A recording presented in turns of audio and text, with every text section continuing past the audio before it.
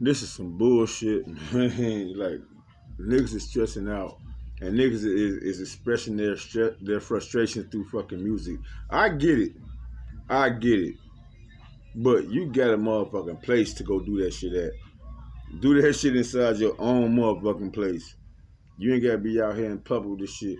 It's 2, 3 motherfucking different niggas that's feeling frustrated and shit like that.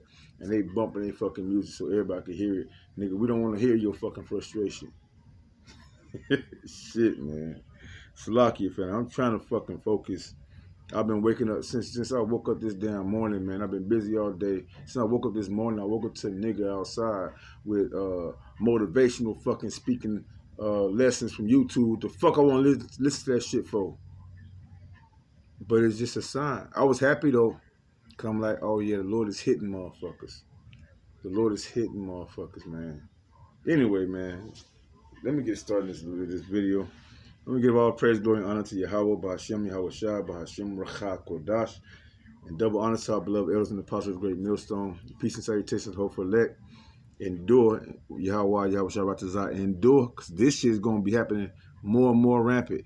These are the devil's way. These are the devil's way, and you know, the spiritual demon, you know, way of getting people to rile up spirits, rile up, have you know, arguments going back and forth. So endure, man. All the bullshit that's about to happen. It's gonna be a lot of noise. Let Yahweh Shai, Yahweh Bashim Yahweh Shai, be your peace, be our peace. It's gonna be out of this world. We're gonna need to learn. We're gonna need to depend on the words, all the things that the Lord's been teaching us all this time, to endure the fire, the flames that's about to be kindled in this world that we're about to, in the times we are in right now. Okay. I got a video I want to show. So fair use only. This is only for educational purposes. I don't get paid from doing these from using other people's platforms. But if your platform is usable for knowledge, for education, for edifying, then you know we have the right to use it. And I give you kudos and thanks, big ups, you know, for making, you know, these videos that the people can be, you know, given edification. More so, the elect of Israel can receive edification. All right. And I got this video where America is feeling the birth pains of trouble, or the birth pains, the birth pains of a new beginning, right? These are the birth pains of a new beginning. This morning, I had woke up to all that confusion, but I still had a smile on my face because I knew what it meant. I knew what it meant. It means everybody being uncomfortable is the beginning of the kingdom of Israel being established. All right, this is what the Lord told us was going to happen. This is the fire that the Lord is kindling, and the majority of the people, all the other heathen nations, and 2/3 of our own people have not sought the Lord, while His face was turned to them, while His arms was stretched out to them, while the Lord said, "Seek me while you can." Seek me while I'm here. The Lord said, seek me, you know, in the beginning. Seek me early. A lot of people have heard the warning, but they have been more invested in the things of the world, and now it's starting to pay off. It's starting to show. So I want to play this video. I'm going to have a couple of scriptures, and we're going to close it out like that. I don't have too much time. I got to fucking try to... Shit, man. It's lucky. It's my own personal. But if y'all can hear this bullshit, y'all should understand. I'm sleepy as fuck right now. Really, I woke up tired. I'm still going. I thought I'd be at least getting a little hour sleep in or something like that before the plantation, but it don't look likely. Anyway, let's get it. Our rent is going up almost $300 a month. I would have to disagree that $2,100 a month is damn cheap. Living in America right now feels like a punishment. $2,000 a month, and my rent is $16. You're sleep in your car, but it's against the law, so you sleep on the sidewalk. Yeah. Yo, what in the actual fuck is going on out here in Cali, man?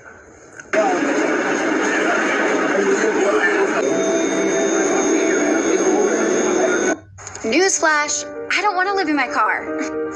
But this is the only thing that made sense in order to live the American dream. The reason why I am living in my car is because I want to be able to have money for my future, to have an investment. I want to homestead. I want to be able to do things that I wouldn't have been able to do by working a full-time job, actually 2 full-time jobs, in order to pay rent going into the ethers, because inflation is skyrocketing while stagnant wages are there. I also don't want to invalidate people who are actually struggling in homelessness because of mental illness. You're seeing a new wave of homelessness because of the economy. And yes, there are some people that are living in their cars, buses, vans by choice, but mine is for a future. That's why I'm living in my car. And that's why you're going to see more and more in this generation living in their cars. Just stand behind you and talk about something. Yeah. Okay. Here in New York City, one of the most expensive places in America to live, this man right here has made his home on the streets. He said he could no longer afford to pay rent. Here, the average rent is around $4,500 a month, while the minimum wage is $16 an hour. So this man says, I no longer can afford to pay rent. He's literally moved all his belongings outside. He's out here sitting on a chair, relaxing. Has a seat. He has his blankets, his cushions from his couch, pallets, and he says he's living a great life now. He says, I have no overhead. I've never felt more free as he's living here on the streets in New York City. It's so expensive to live here. People are literally going homeless on the streets.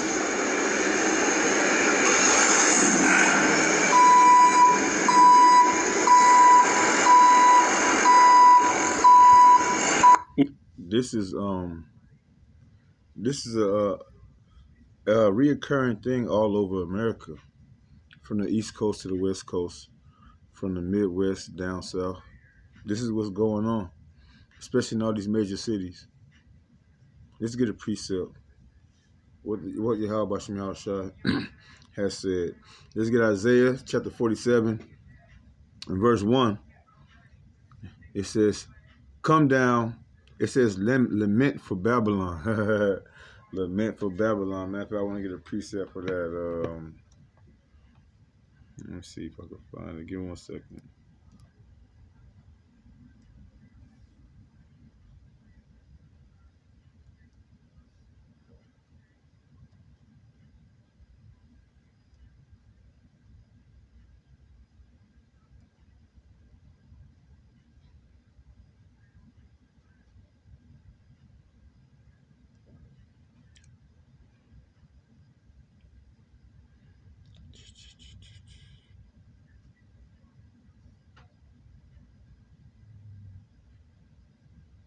Right. The water Yahweh Shem Shai.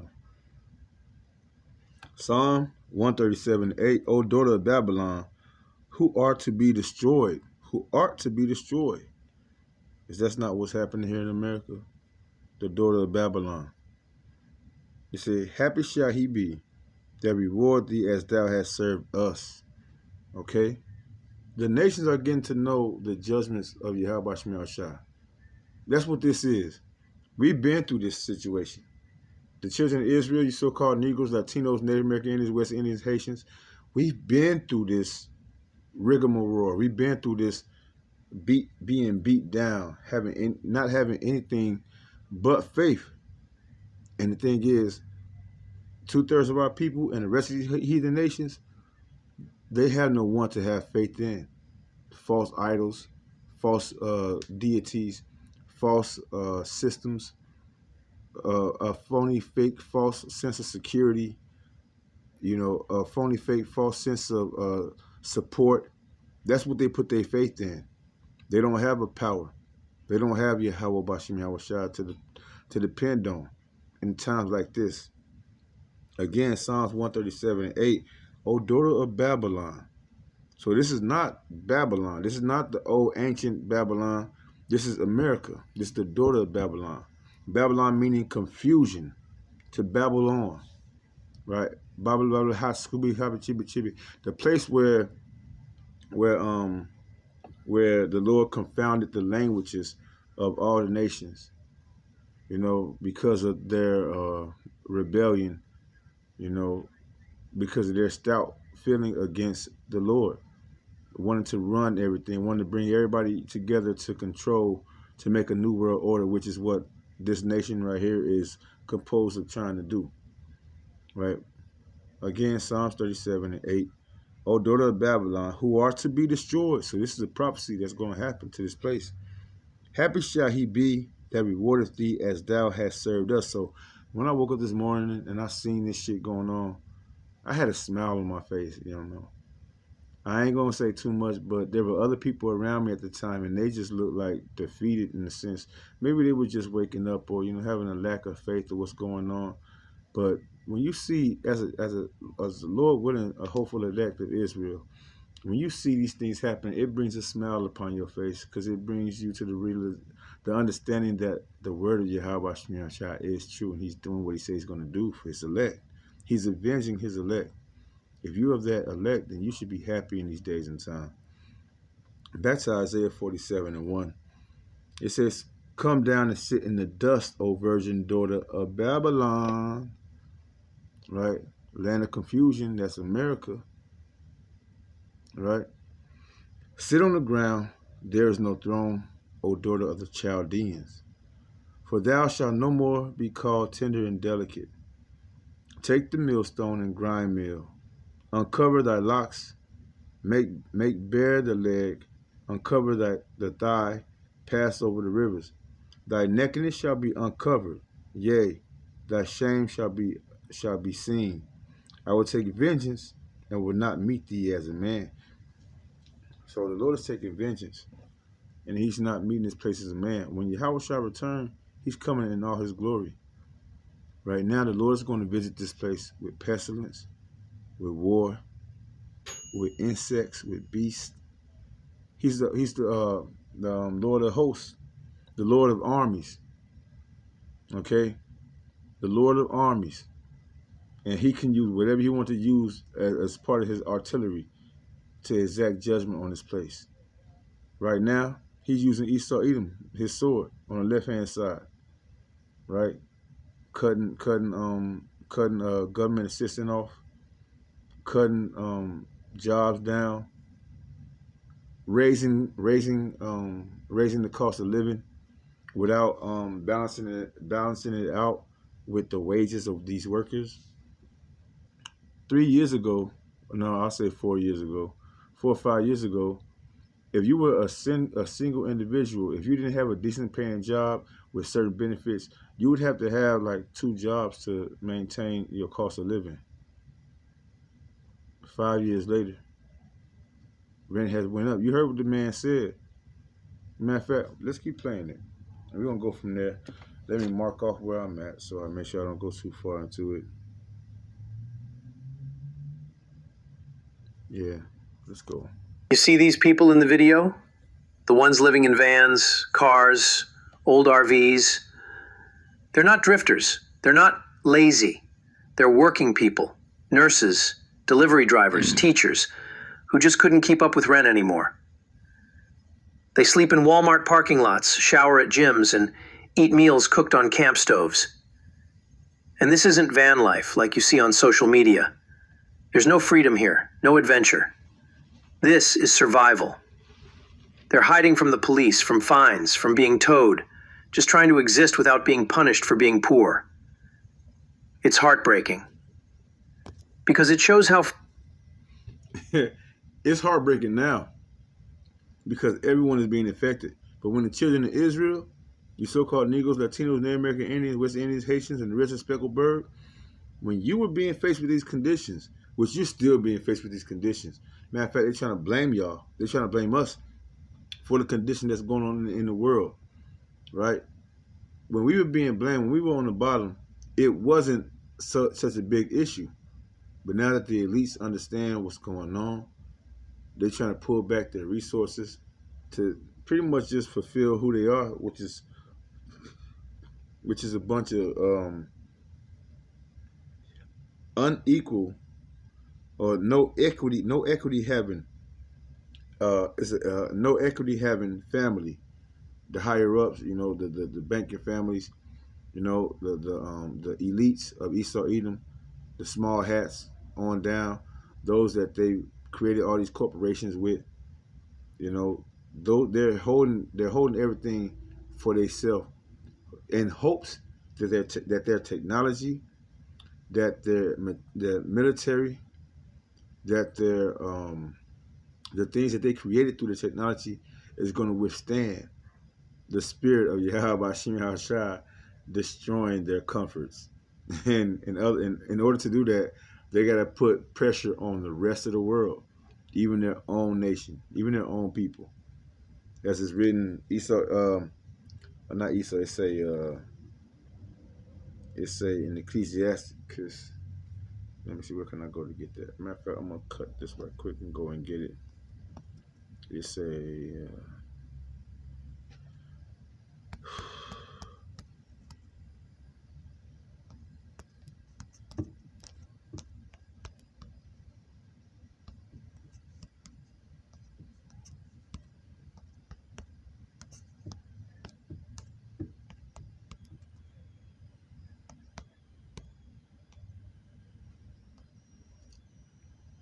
Ecclesiasticus chapter 14 and verse 10. Yeah. A wicked eye envieth his bread, and he is a niggard at his own table. So this guy is covetous against even his own people. Why do you got a 7-Eleven and a Wawa on the same corner? Why do you have these random hotels? You got 2-3 hotels on the same block. Yeah, it might be ran by, who they put up in there, Elam or Ishmael. It might be ran by them, on how. But who's paying the taxes? Who's paying the or who's the taxes and the mortgages going to?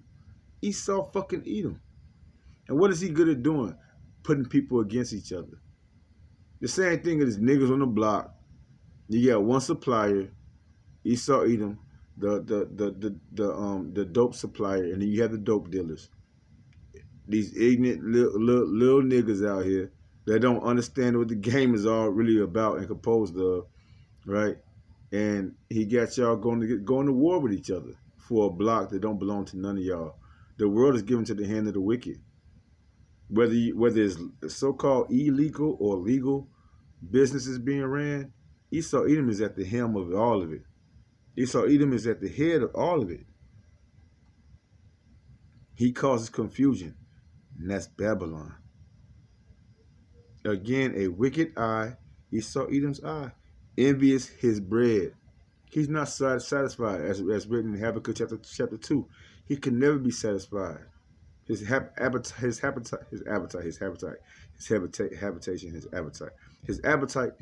could never be fulfilled. He wants more. Control is what it boils down to. And he is a nigger at his own table. A selfish, not understanding or seeing what's really going on individual, except for what he wants. Let's get it, man. Because it shows how far America has fallen from its promise. We used to say, work hard and you'll make it. Now it's work hard and maybe you won't end up sleeping in your car. That's the new definition of success. Van life used to be a choice. Now it's a last resort for thousands of families. My rent is going up. And that says everything about where this country is heading. $300 a month, okay? I'm confused. I'm lost, dumbfounded. Everywhere in my city. I'm confused. Why is he confused, though? That goes to Romans chapter, let me get it. Because he appears to be an Israelite, right? So-called Negro.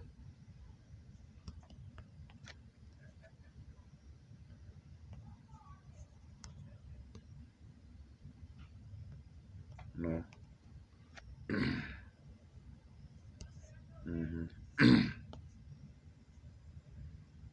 I'm jump down to 7. Romans chapter 11, verse 7. What then? What then? Israel have not obtained that which he seeketh for, but the election have obtained it, and the rest were blinded. What is he seeking for? Peace, stability, knowledge, wisdom, and understanding. But they're seeking it outside of the will of the Lord.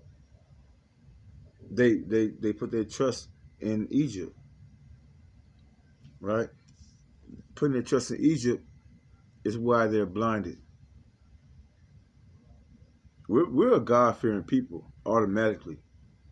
We're a God-fearing people, even though a lot of our people have been so damn destroyed, they probably don't even believe in God, or they but ultimately, we're the source, we're the spirit, we're the connection between this world and the heavenly world.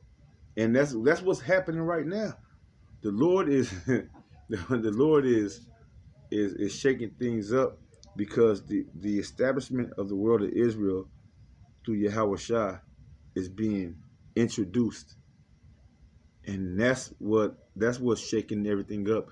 And like I said again, the other heathen nations and 2/3 of our people, the Lord didn't grant them the opportunity to see, to give them the eyes, to uncover their eyes, to lift up the veil, to see what's really going on. And that's why people are losing it. And that's why people are out here losing it. And it don't matter if you tell them or not. Matter of fact, let's get this 8. Chapter 8. According as it is written, God hath given them the spirit of slumber, eyes that they should not see, and ears that they should not hear, until this day. Right. Until this day. Verse 9. And David said, let their table be made a snare and a trap and a stumbling block and a recompense unto them. Let their eyes be darkened that they may not see, and bow down their back always. Let them continue to be a slave for Esau Edom, because they haven't seen, they haven't had. These are spirits that have always lacked trusting the will of the Hal Bashim Yahushua, which starts with us fearing him and humbling ourselves to receive the mercy. You know, the Lord don't deal with people that's full of pride and bullshit. You see what he's doing right now to America. You know, the hub of Esau Edom, the headquarters of Esau Edom, making all of his money, you know, making all of his making all of his what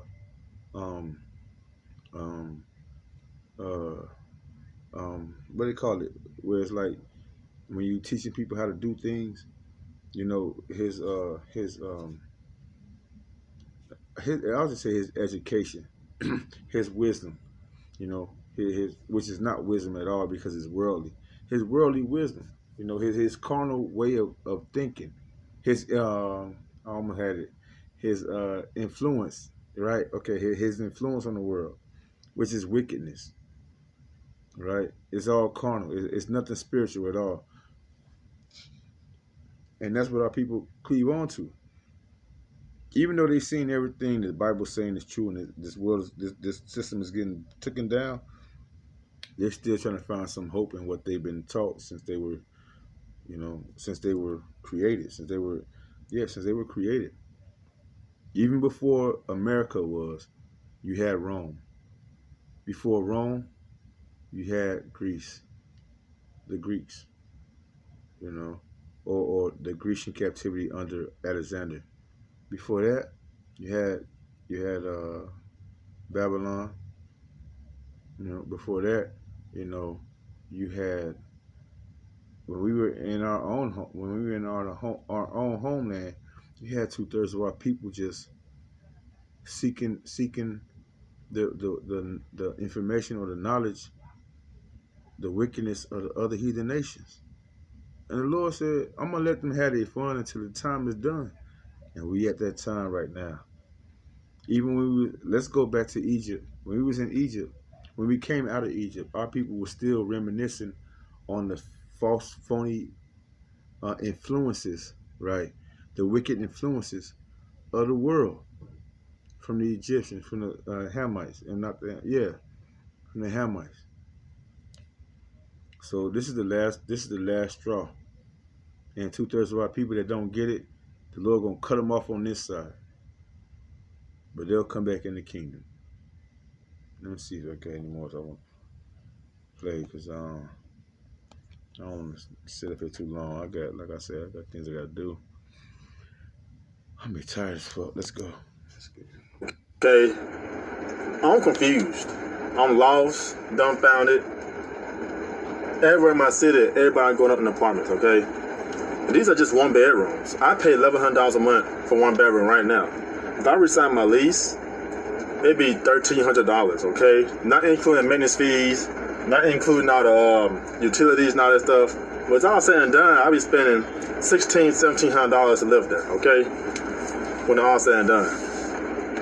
My thing is, what do these landlords think we're making out here? Okay? Everybody not making all that kind of money like this. I'm a truck driver. As you can see, I'm in this truck right now.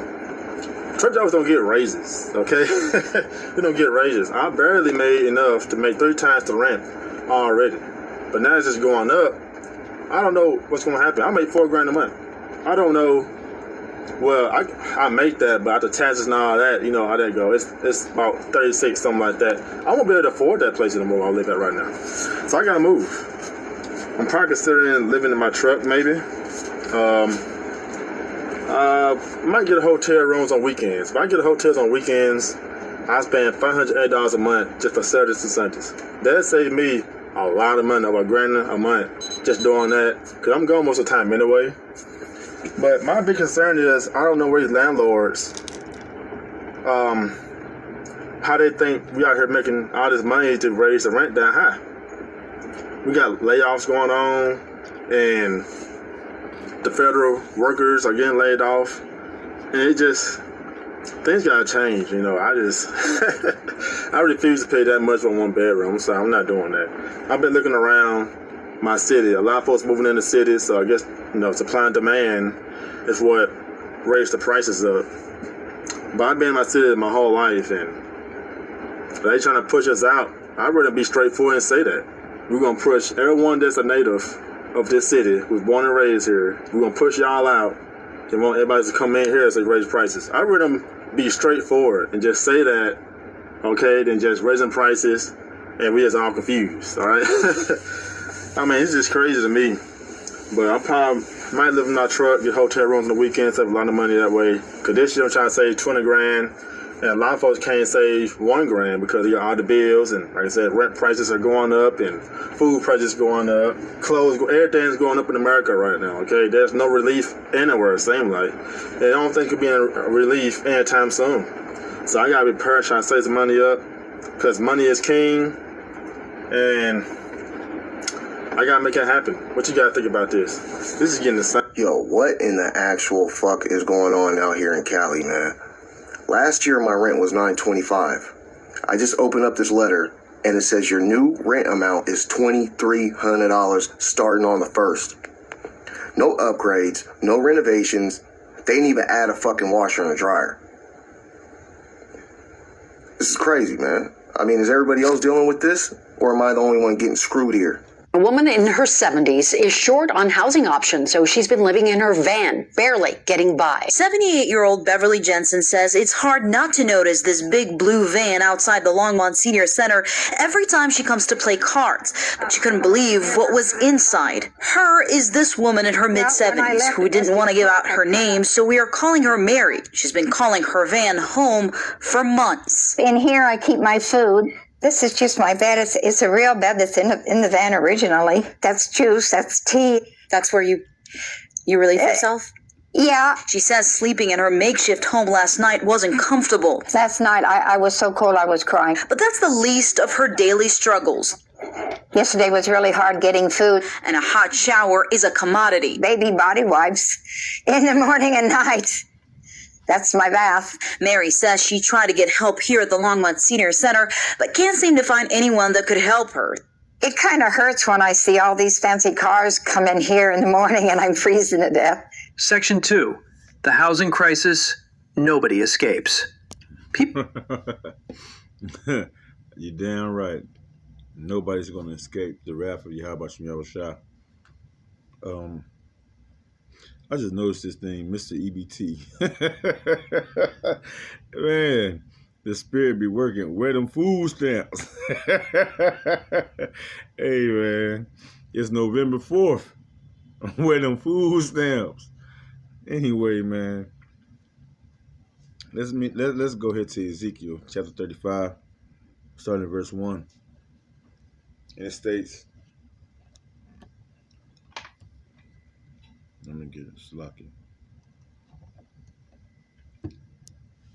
Ezekiel 35, verse 1. Moreover, the word of the Lord came unto me, saying, Son of man, set thy face against Mount Seir, and prophesy against it, and say unto it, Mount Seir is the government of Esau Edom, the so-called white man. How do you know that Job 9:24 taking place? That the earth is given to the hand of the wicked. Besides going to Malachi, which we're gonna get that, Malachi chapter 1, verse 1 through 4, is look on the back of your look on the front of your dollar bill. Whose face is on the money? That's how you know who's in rulership. Being able to buy and sell, you know, who controls the currency. Currency meaning who controls the flow, a current, right? Like in the river, in the water, a body of water, the current, that's the flow. Who controls the flow of economics? Esau Edom. His face is on the dollar bill. 50s, $1 bills, all the way to the hundreds. It's Esau Edom's face, so you know who's in rulership, the so-called white man. Again, son of man, set thy face against Mount Seir, and prophesy against it, and say unto it, Thus says the Lord God, Behold, O Mount Seir, you Edomites, the government of Esau, Edom, I am against thee. I will stretch out mine hand against thee, and I will make thee most desolate. So all the lands, Europe, America, Russia, Ukraine, all these lands where Esau Edom is pretty much the head over, the Lord is stretching out his hand. He's making them desolate. The Lord is uncovering their nakedness, the lies, their provisions, everything that they told the world, how the world should be ran, but they being hypocrites toward their own, you know, decision making.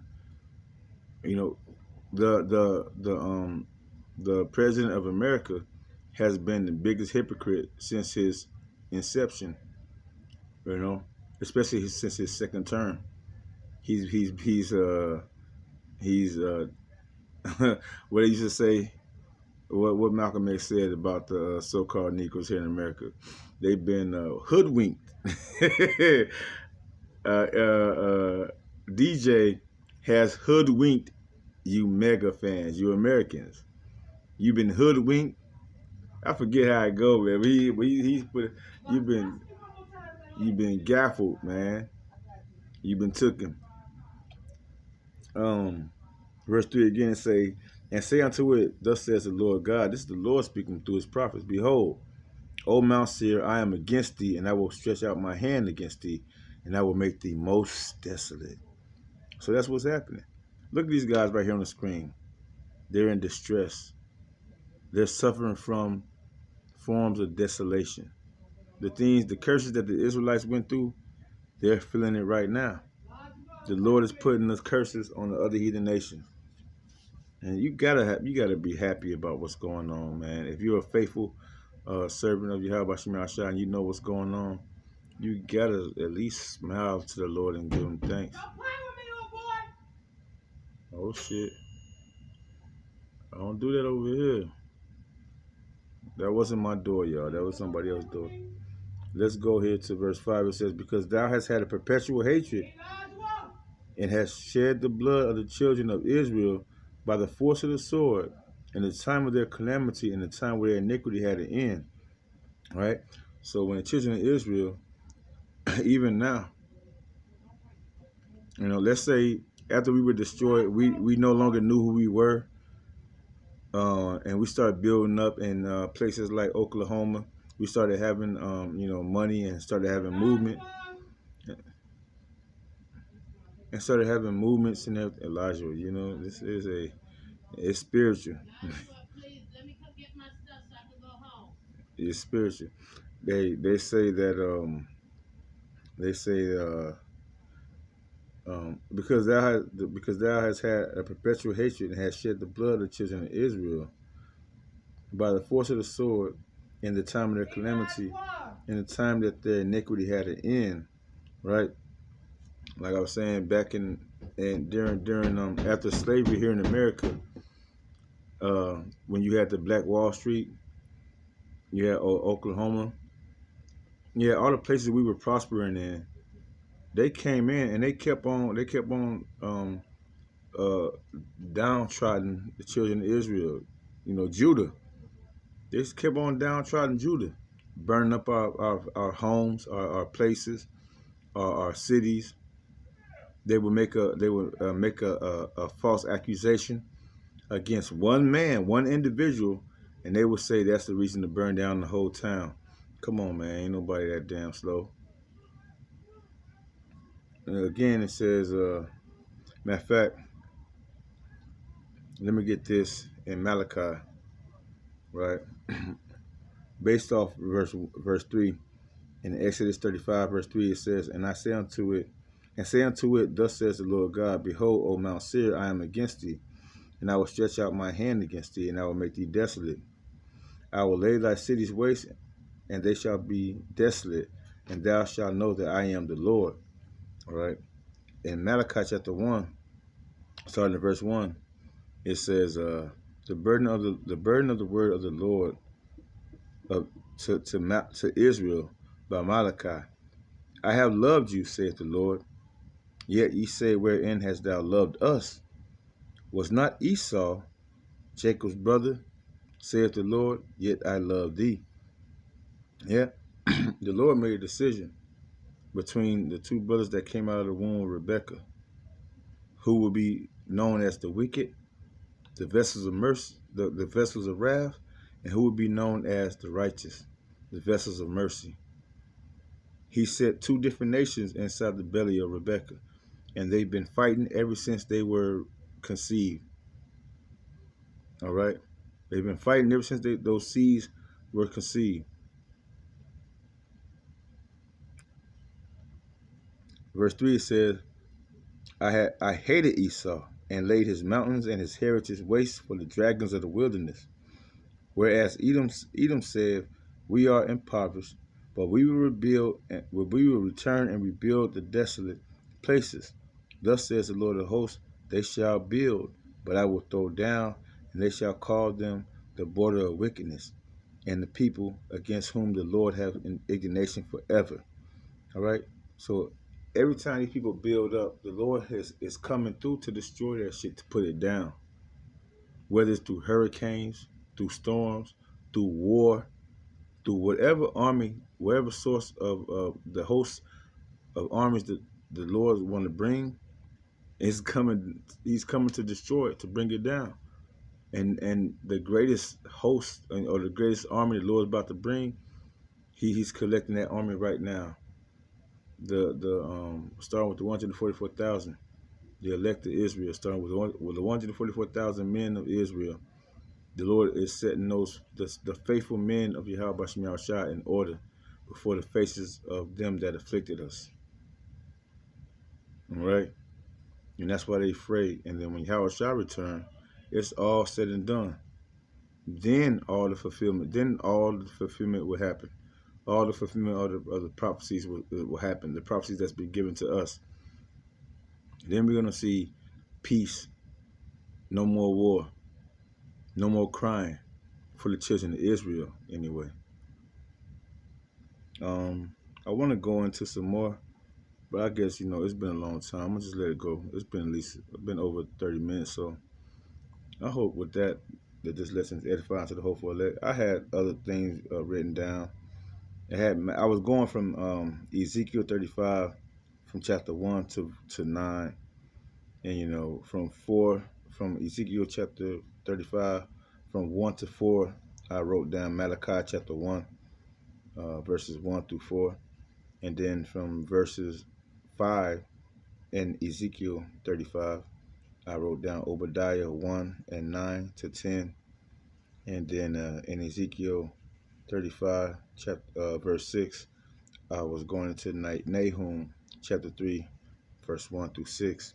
So y'all can go take a look at that, and see the conclusion of the whole matter, as far as this lesson. And I gotta get ready to get up out of here. So that's all the time I got for now. Salakia. Anyway, let's give all praise, glory, and honor to Yahweh, Ba'ashem, Yahweh Shai, Ba'ashem, Rachak, Kodash. And again, double honor to our beloved elders and apostles, great millstone. I hope this lesson is edifying. It's the reason why these things are happening. And if you're a child of Israel, man, if you're of the elect, keep praying for the downfall of Babylon. Keep having your faith, in Yahweh, Ba'ashem, Yahweh Shai, the author and finisher of our faith. He started a good thing, and he's not gonna let it go to waste. So you gotta continue to have faith and understand and trust. It's not about you, what you do, or what you can do, or what anybody else say or do. It's about what he wants to be done. And if you're being pleasing to him, you should not have anything to worry about. With that, I'm gonna say Shalom, Kwam Yasharala, Wa Abba Baba.